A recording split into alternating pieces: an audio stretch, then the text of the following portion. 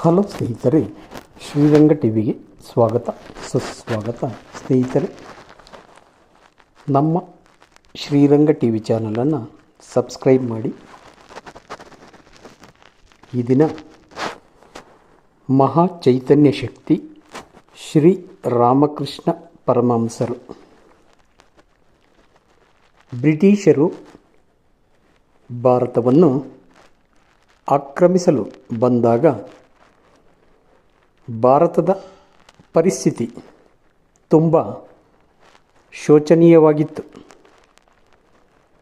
ರಾಜಕೀಯ ಪರಿಸ್ಥಿತಿಯಂತೂ ತುಂಬ ಬಲಹೀನವಾಗಿತ್ತು. ಅರ್ಥಹೀನವಾದ ಆಚಾರ ಪದ್ಧತಿಗಳು, ನೂರಾರು ಮತಗಳು, ಜಾತಿ ಪದ್ಧತಿಗಳು, ಅನೇಕ ವಾದ ವಿವಾದಗಳು ದೇಶವನ್ನು ಛಿದ್ರಗೊಳಿಸಿದ್ದವು. ದೇವನೊಬ್ಬ, ನಾಮ ಹಲವು, ಎಲ್ಲ ಧರ್ಮಗಳ ತತ್ವಗಳು ಒಂದೇ ಎಂದು ಆಲೋಚಿಸದೆ ತಮ್ಮಲ್ಲೇ ಆಂದೋಲನ ಪ್ರತಿಭಟನೆಗಳನ್ನು ನಡೆಸುತ್ತಿದ್ದರು. ಮತಗಳಲ್ಲಿ ಸಮನ್ವಯತೆಯನ್ನು ತಂದು ಎಲ್ಲ ಧರ್ಮದ ತತ್ವವು ಒಂದೇ ಎಂದು ನಿರೂಪಿಸಿ ದೇಶದಲ್ಲಿ ಏಕತಾ ಭಾವನೆಯನ್ನು ತಂದು ಸ್ವಾತಂತ್ರ್ಯದ ಕಿಡಿ ಹೊತ್ತಿಸಬೇಕಿತ್ತು. ಅಂತಹ ಮಹಾಶಕ್ತಿಯ ಅವತಾರವಾಗಬೇಕಾಗಿತ್ತು. ಸಹಸ್ರಾರು ರತ್ನಮಣಿಗಳನ್ನು ತುಂಬಿಕೊಂಡ ಈ ಭರತ ಭೂಮಿ ಸಮಯ ಬಂದಾಗ ಒಂದೊಂದು ರತ್ನಮಣಿಯನ್ನು ಪ್ರಸವಿಸುತ್ತಿರುತ್ತದೆ.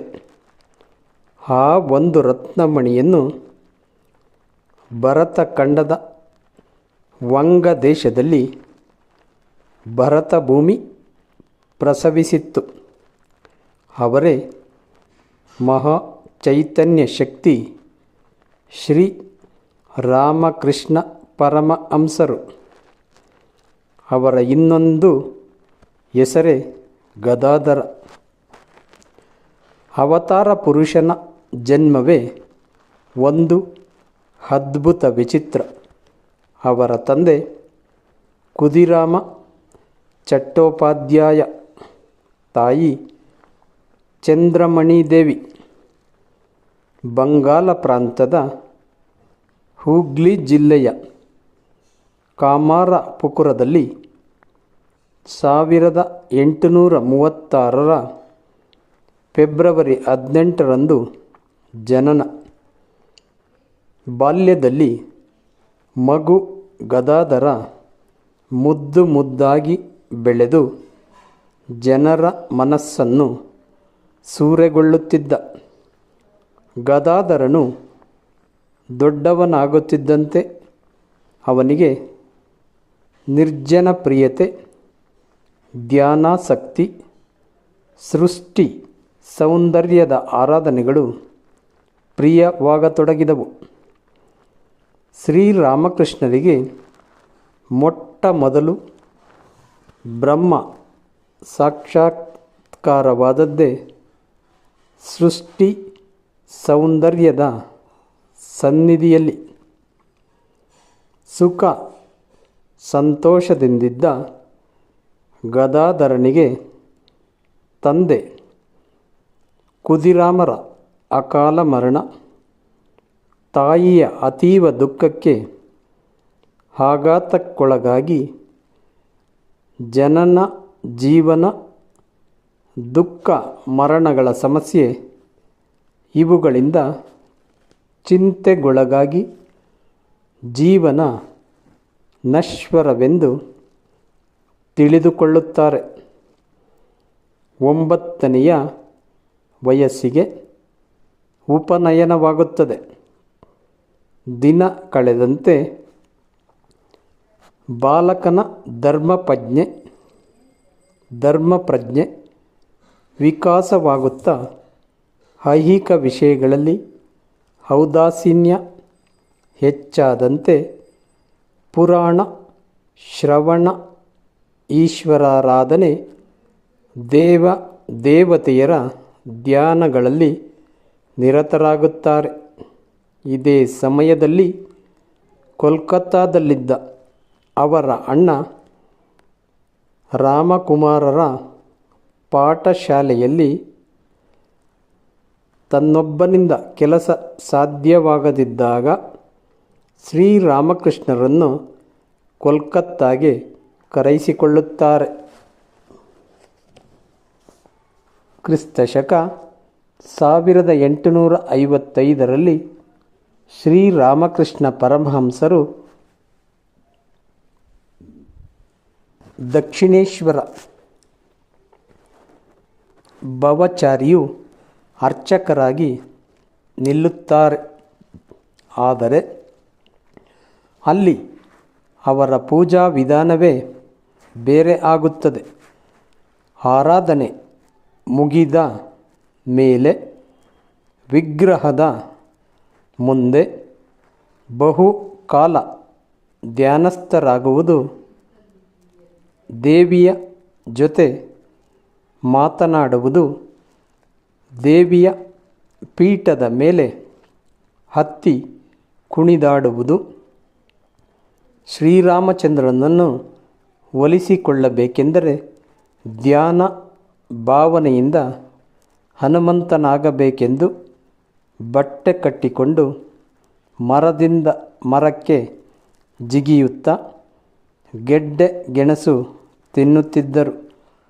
ಈ ಸುದ್ದಿ ಊರಾದ ಕಾಮಾರಪುರಕ್ಕೆ ಮುಟ್ಟಿದಾಗ ತಾಯಿಯ ಮನನೊಂದು ಮದುವೆ ಮಾಡಿದರೆ ಮಗ ಸರಿ ಹೋಗುತ್ತಾನೆಂದುಕೊಂಡರು.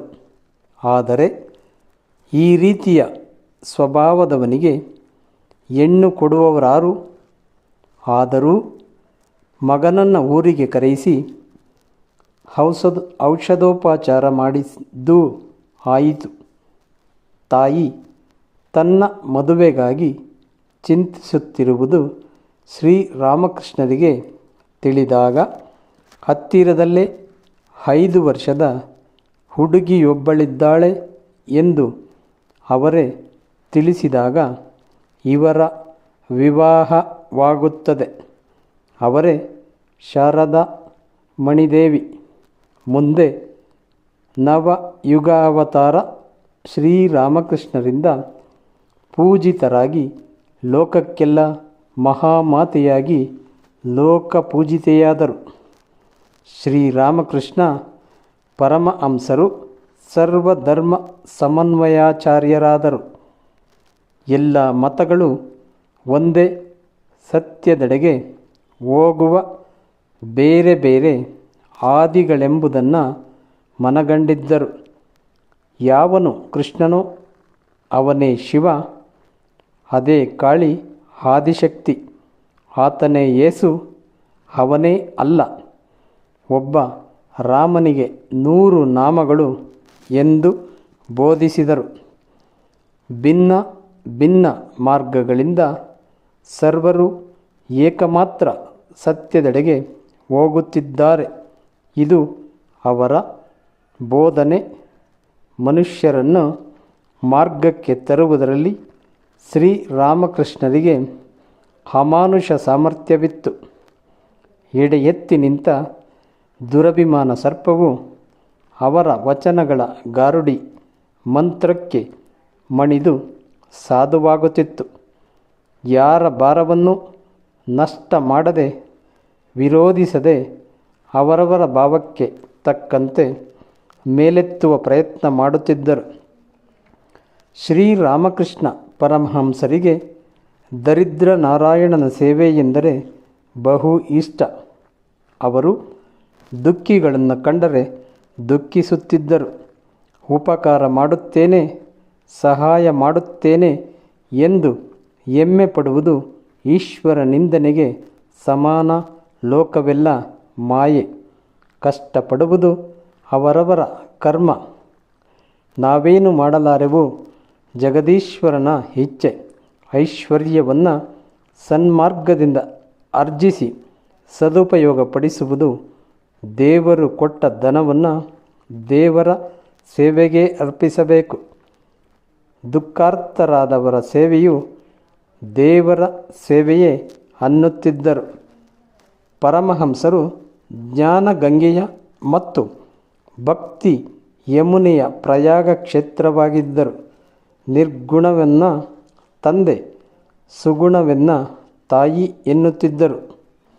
ಹಗಲಿರುಳು ಮಾತನಾಡಿಯೋ ಅಥವಾ ಪರರ ಪಾಪಗಳನ್ನು ತಾವೇ ಸ್ವೀಕರಿಸಿದರ ಫಲವಾಗಿಯೋ ಕ್ರಿಸ್ತಶಕ 1885ರಲ್ಲಿ ಪರಮಹಂಸರಿಗೆ ಕಂಠರೋಗ ಪ್ರಾಪ್ತವಾಯಿತು. ಮಹಾಸಮಾಧಿಯ 3 ದಿನ ಮೊದಲು ಪರಮಹಂಸರು ತಮ್ಮ ಆಪ್ತ ಪರಮ ಶಿಷ್ಯ ಶ್ರೀ ನರೇಂದ್ರ ಸ್ವಾಮಿ ವಿವೇಕಾನಂದರನ್ನು ರುಗ್ಣಶಯ್ಯೆಯ ಪಕ್ಕಕ್ಕೆ ಕರೆದು ತಮ್ಮ ಸರ್ವಸ್ವವನ್ನು ದಾನ ಮಾಡುತ್ತಾರೆ. ಆಗಸ್ಟ್ 15 ಭಾನುವಾರ ಪರಮಹಂಸರ ಸ್ಥಿತಿ ಗಂಭೀರವಾಗುತ್ತದೆ. ಶ್ರೀ ಶಾರದಾ ದೇವಿಯವರು ಪತಿಯ ರುಗ್ಣಶಯ್ಯೆಯಲ್ಲಿದ್ದರು. ಆಗಸ್ಟ್ 16ರಂದು ಸೋಮವಾರ 1886 ಬ್ರಾಹ್ಮೀ ಮುಹೂರ್ತದಲ್ಲಿ 19ನೇ ಶತಮಾನದ ಮಹಾಪುರುಷ ಮಹಾಸಮಾಧಿಯಲ್ಲಿ ಬ್ರಹ್ಮಲೀನವಾಗುತ್ತಾರೆ. ಧನ್ಯವಾದಗಳು ಸ್ನೇಹಿತರೆ, ನಮ್ಮ ಶ್ರೀರಂಗ ಟಿವಿ ಚಾನಲನ್ನು ದಯವಿಟ್ಟು ಸಬ್ಸ್ಕ್ರೈಬ್ ಮಾಡಿ. ಜೈ ಹಿಂದ್, ಜೈ ಕರ್ನಾಟಕ, ಜೈ ಶ್ರೀರಾಮ್.